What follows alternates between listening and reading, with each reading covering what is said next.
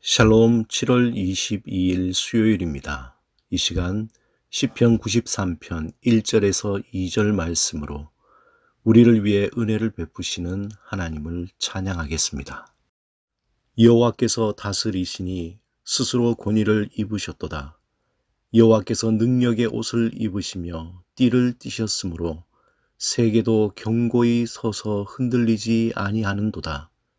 주의 보좌는 예로부터 견고히 섰으며 주는 영원부터 계셨나이다. 여호와께서 다스리시니 스스로 권위를 입으셨도다. 여호와께서 능력의 옷을 입으시며 띠를 띠셨으므로 세계도 견고히 서서 흔들리지 아니하는도다. 주의 보좌는 예로부터 견고히 섰으며 주는 영원부터 계셨나이다. 여호와께서 다스리시니 스스로 권위를 입으셨도다. 여호와께서 능력의 옷을 입으시며 띠를 띠셨으므로 세계도 견고히 서서 흔들리지 아니하는도다. 주의 보좌는 예로부터 견고히 섰으며 주는 영원부터 계셨나이다.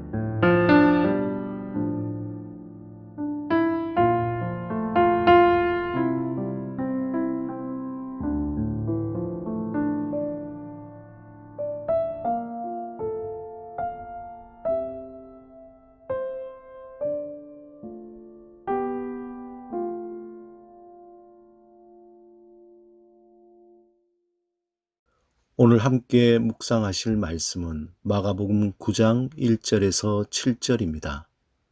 오늘 이 말씀을 통하여 하나님이 우리에게 주시는 음성을 듣겠습니다. 함께 말씀을 3번 읽겠습니다.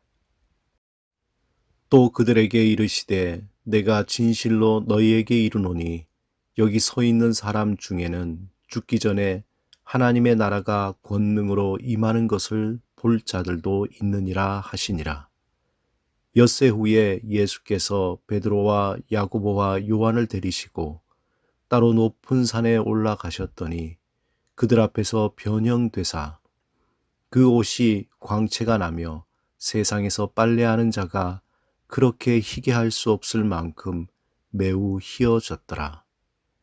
이에 엘리야가 모세와 함께 그들에게 나타나 예수와 더불어 말하거늘 베드로가 예수께 고하되 랍비여 우리가 여기 있는 것이 좋사오니 우리가 초막 셋을 짓되 하나는 주를 위하여 하나는 모세를 위하여 하나는 엘리야를 위하여 하사이다 하니 이는 그들이 몹시 무서워하므로 그가 무슨 말을 할지 알지 못함이더라. 마침 구름이 와서 그들을 덮으며 구름 속에서 소리가 나되 이는 내 사랑하는 아들이니 너희는 그의 말을 들으라 하는지라. 또 그들에게 이르시되 내가 진실로 너희에게 이르노니 여기 서 있는 사람 중에는 죽기 전에 하나님의 나라가 권능으로 임하는 것을 볼 자들도 있느니라 하시니라. 엿새 후에 예수께서 베드로와 야고보와 요한을 데리시고 따로 높은 산에 올라가셨더니 그들 앞에서 변형되사 그 옷이 광채가 나며 세상에서 빨래하는 자가 그렇게 희게 할 수 없을 만큼 매우 희어졌더라. 이에 엘리야가 모세와 함께 그들에게 나타나 예수와 더불어 말하거늘 베드로가 예수께 고하되 랍비여 우리가 여기 있는 것이 좋사오니 우리가 초막 셋을 짓되 하나는 주를 위하여 하나는 모세를 위하여 하나는 엘리야를 위하여 하사이다 하니 이는 그들이 몹시 무서워하므로 그가 무슨 말을 할지 알지 못함이더라. 마침 구름이 와서 그들을 덮으며 구름 속에서 소리가 나되 이는 내 사랑하는 아들이니 너희는 그의 말을 들으라 하는지라.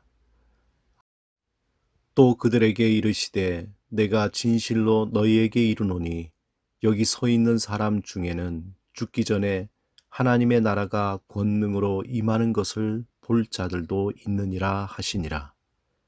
엿새 후에 예수께서 베드로와 야고보와 요한을 데리시고 따로 높은 산에 올라가셨더니 그들 앞에서 변형되사 그 옷이 광채가 나며 세상에서 빨래하는 자가 그렇게 희게 할 수 없을 만큼 매우 희어졌더라. 이에 엘리야가 모세와 함께 그들에게 나타나 예수와 더불어 말하거늘 베드로가 예수께 고하되 랍비여 우리가 여기 있는 것이 좋사오니 우리가 초막 셋을 짓되 하나는 주를 위하여 하나는 모세를 위하여 하나는 엘리야를 위하여 하사이다 하니 이는 그들이 몹시 무서워하므로 그가 무슨 말을 할지 알지 못함이더라.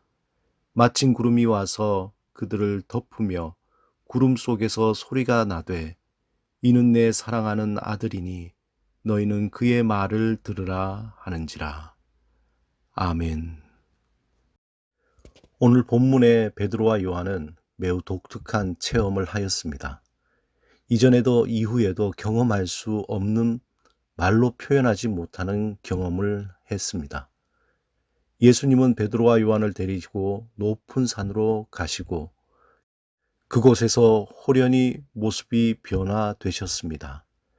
그들이 본 예수님의 옷은 희어도 너무나 희어져서 세상에서 빨래를 하더라도 그렇게 하얗게 빨래를 할 수 없을 정도로 변화되셨습니다. 베드로와 요한은 그의 눈앞에 나타난 엘리야와 모세를 보고 더욱 놀랐습니다. 왜냐하면 이미 하늘나라에 있어야 할 엘리야와 모세가 예수님과 함께 이야기를 나누고 있기 때문입니다.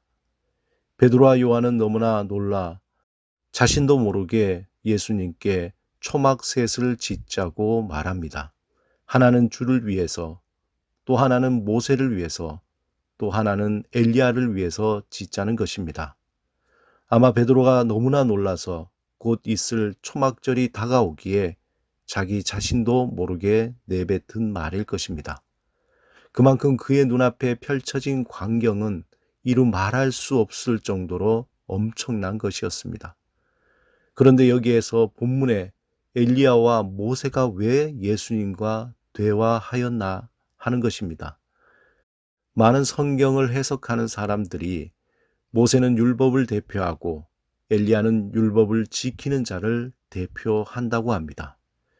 여기서 예수님은 이 율법을 완성하시는 분으로 오신 메시아라는 사실을 보여주고 있는 것입니다.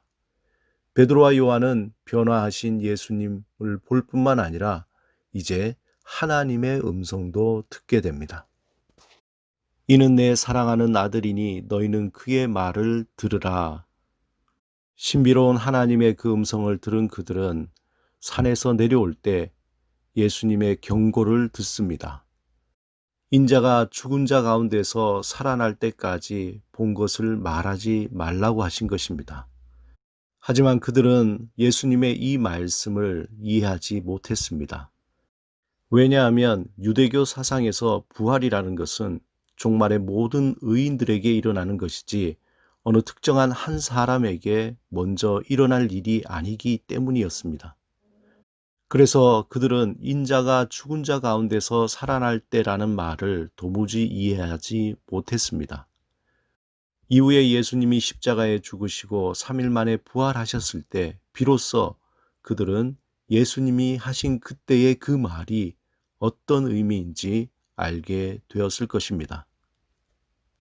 오늘 이 신비로운 사건을 통해서 하나님이 제자들에게 또한 우리에게 말씀하시기 원하시는 것은 하나님의 나라와 메시아 예수님입니다.